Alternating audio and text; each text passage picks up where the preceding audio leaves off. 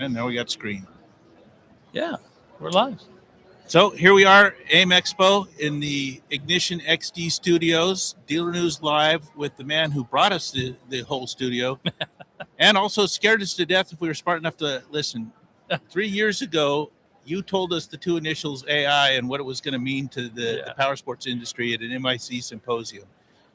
90% of the people in the room nodded off and glazed over. Yeah. The other 10%, like me, were scared shitless. They should have been scared. David, the presentation that you gave us was an eye-opener for the 10% of us. What you told us and then some has come to pass. So what really is AI? What were you warning us about then, and what has it become today? Okay. Yeah, the I guess it's not just me, it's the whole industry. When it comes to like websites and visibility and, you know, where's my next client going to come from? You know, the warning shot we were trying to give dealers was pay attention to your data, understand where your visitors are coming from on your website. And from there, you know, make your marketing decisions on what to do. But until you understand where people are coming from, you know, a lot of your marketing decisions are made in a vacuum. So I was really trying to warn everybody, there is a change coming. And we're seeing it now tenfold from what it was just 6 months ago, where you'll see this dip in visitors coming through Google, Bing, all those kinds of things. And now it's people are using LLMs, these large language models like ChatGPT, Perplexity, Grok, and all the rest. And the warning I was having is that this transition's happening. They're no longer going to be going to Google to find a dealer, or to find a part, or to find a place to ride, or to find, you know, fun videos to watch about the car, or unless they know who you are, then they know exactly where to go. But I think the point was that this change is coming. We're going to see less people using Google. So there's going to be less visitors to your website. So at the end of the day, if your sales funnel is a form fill or a phone number on your website, now all of a sudden you're going to be scared shitless because you're wondering where those visitors are, because they're gone. They're literally over on ChatGPT typing in, hey, you know, what is it that I should know about Denago? What is it I should know about, you know, Polaris or whatever? And they're using these LLMs as search engines. So that's happening. The thing. It's not a search engine, and it gives you spurious data. If you know what you're doing and you can ask it a question, it's giving you wrong information, and yet most people just assume it's gospel, and they assume it's like a conventional search engine because that's what they're used to. Yeah. No, that's the thing, is that these LLMs are marketing themselves as, hey, we have all the answers, and do a good job of what they call engine reasoning. So if it's in a database and it says, well, this sounds plausible, you know, this might actually be a good viable answer. And I see some data over here about Polaris, or I see some data about Can-Am, and it kind of marries the two together and makes an assumption. And that's really what it is. The results you're seeing aren't always based on 100% fact. So the public at large doesn't understand that. They think that Perplexity, Grok, and ChatGPT and Gemini are search engines. They are not. They're answer engines, so to speak. And they are closed loop, meaning if they have data inside their database, it's going to search in there and go, okay, well, I think I know how to answer this question. But it's not always right. I mean, most of the time it's not right. And if your dealership is really banking on the fact that you have visitors to your website and they're going to ChatGPT and they can't find your dealership, you're nowhere. And that's what I was warning people about, is you've got to understand what this transition that's happening. But you took that right down to the dealer level. This was not a philosophical warning. No. You took a random dealer out of the audience, said, give me your website for your dealership, and we'll see how long the search engine takes. And this is before the AI transition, and it still couldn't find it. There wasn't the handshake, there wasn't the handoff, and that dealership drops off the face of the earth. Back then. Now it's even worse. Right. But that handshake with Google, those that took that conversation serious are doing very well when it comes to traditional, what we call SEO, search engine optimization. And those that paid attention to that and said, look, I'm going to start optimizing my site. I'm going to start working with third-party vendors, or even working with, the individuals at ARI or DX1, and I'm going to do what I can to optimize my site to be found. Those people are winning. I don't necessarily know that ARI or DX1 are the best suited to do SEO for a website, but that's all you've got. So you got to leverage everything you can at this particular point. But that was what the warning was. You need to pay attention to, how are you being found? Can you be found? Is the search engine even finding you? And it just amazes me how many people kind of looked at it and just went, well, I don't know. I see my website when I pull it up, but that's just not how it works anymore. People go to the web to get information. They find out what model they want or whether they even have the product in inventory. So Dealer News is lucky in that we try and keep it a closed loop. We don't really want public access. At least that's my excuse and the rationalization I'm using for having really shitty search because of the original Dealer News and now Dealer News 2.0. One of them's a dead site. So we drop off the face of the map pretty quick. And it does bother me when we do a lot of work to do an exclusive story and get a unique photograph for something, and then we don't show up until it's been poached by bots somewhere out there using my content stuck under their name under a fake site. It just drives me crazy. Yeah, well, that's the problem with content.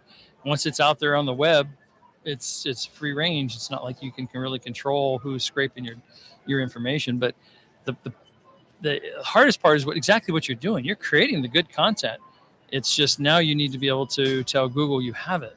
And that's the next step for you. And hopefully we can fix that between Gus and I can get in there and fix your presence on the web. But I hope if those that actually watch this video and follow Dealer News, there's several articles that one came out in November, another one in January. They're talking exactly about these issues and what to pay attention to. And most of it is, if you need us to jump in and fix it for you, great. But the intent of the article was really to just educate the dealer body, saying, pay attention, find a resource, fix it, get educated. Otherwise your competitor is going to steal all your traffic and steal your business. And that's the key thing about it. And why, multiple reasons why I was reluctant to do anything, because I don't know enough about AI other than I'm scared of it. It's going to take my job away and it's going to make Dealer News irrelevant. It's not fear. Going to. People tell me good content's good content. I got a job. So that part's good. Yeah. But with your column series and addressing this and stuff, it takes it from the theory level and it takes it from the scare to here's what's really happening rationally and what it would mean at the dealership level. We don't got to go 30,000. Let's go right down to the dealers here. Well, sadly, most of the OEMs, I think they understand a little bit of what I'm talking about. For the most part, it's like the elephant in the room. Nobody wants to talk about it. And this stretches across all marketing. I mean, I've had these conversations with very large publishers, and whether it's Condé Nast or somebody else, they just don't want to talk about it because that means they've really got to do something different. They got to get educated. They're no longer in control, or what they feel like they're in control. And any dealer that thinks that they've got a website that's producing tons of leads and really doing a good job is probably they're not fooling themselves so much as they're not understanding how much is over here on the AI side of things, on the LLMs. And to give you an example, like a dealer in Wisconsin, we put the bot in. It did a really good job with the AI. It did, brought their SEO up. I mean, they've got, twice as much traffic than anyone else in Wisconsin. But when you look at where it's coming from, is it Google or is it the LLMs like ChatGPT and so forth? We're starting to see this crossover where Google's dropping dramatically, and here comes AI delivering more visitors to their site, and it's happening. And I think most dealers don't realize it's even happening. So I think we're all going to get caught as an industry, just going, oh my gosh, where's our clients? I mean, they're going to find you on brick and mortar, but at some point, if you're going to be competitive online, which there's companies like Echo that are able to to do sell a product online, title it the whole 9 yards, and you could sell 24/7 on your website. When you start looking at that competitive edge, now all of a sudden the dealership is like, ooh, wait a minute. How many people are searching at 2 in the morning or after hours, after 5 o'clock? And wait a minute, they just purchased a product. Yeah. And they're not being found on their website or somebody else's website. That's a big hole, very big hole. There are ways to address it. Where do we find you, and how do we get the whole shot on? Well, you can obviously go to Dealernews, and in any of the articles there, it's IgnitionXD.com. But you can reach out to us through that. You can go to our website as well.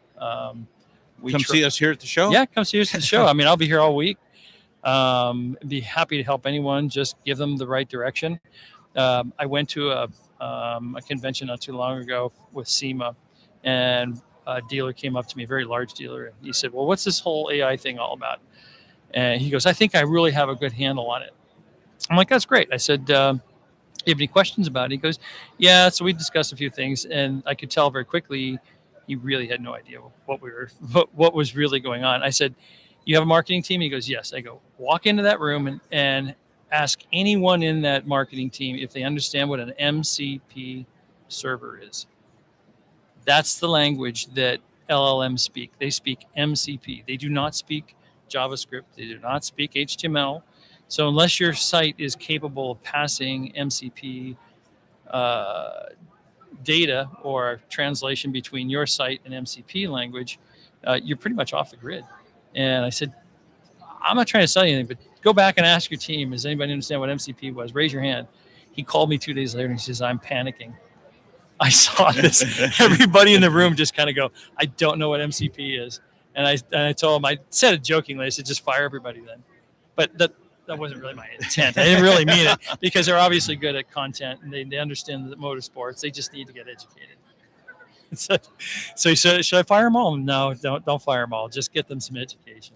So that's the ultimate insult online, is educate yourself. Yes. But it is. You're going to need to find somebody to, on your team or a company like ours, but that can help you understand what the MCP really means and how does that work. That's Max. He's a good guy. So you got resumes with him? Yeah, come on, Max. Come on. But he's doing kind of a, if you don't know Max Matern, but he's doing helping a dealership that their family owned come back out of the grave. And he's done like a 120-day turnaround. Yeah, and it's a great series in our competitors. Oh, they are the competitors. Oh, okay. Not. Well, I do respect him because he is awesome. And my rule of thumb with Dealernews is we don't poach talent. If somebody's got something that's better than I got, I have to acknowledge it hands down, and it's awesome, and I can't steal it. I'm jealous. And Max and what he's done with that, and that's nuts and bolts. That's real world dealership. Yep. Plus his personal connection and family. I mean, he's working out of his former bedroom. It's awesome story. Yeah. And I approached him. I said, look, I want to put my bot into your website. He's like, okay, what does it do? And I said, well, it's going to fix you being found in that market. So we do a geolocation pin map, and it's basically a heat map that shows you at any one of these geolocations, are you number 1 in the search, number 2 in your search, number 3 in the search. When he came to me, his dealership, short of 2 miles from the dealership, he was not number 1 in any one key search word. You go into his heat map now, he goes out 120 miles now, and he's number 1 and number 2 in every criteria. That has an effect on how people find your website. That's the change that happened, literally in a month and a half's time. So we'll do another segment because, we'll do multiple segments because there's so many things to unpack here. There's a lot of stuff to unpack. But the biggest thing is, it's not if AI is coming. AI is already here. AI is already eating your lunch. It's now what can you do to recoup the ground you've lost? Exactly. Because if you don't do it, the guy down the street's going to figure it out someday. He's going to have somebody walk into his dealership like me. You need to get found, buddy. But thank you for your time. I appreciate it. Awesome. Yeah. We'll be back. Okay, great.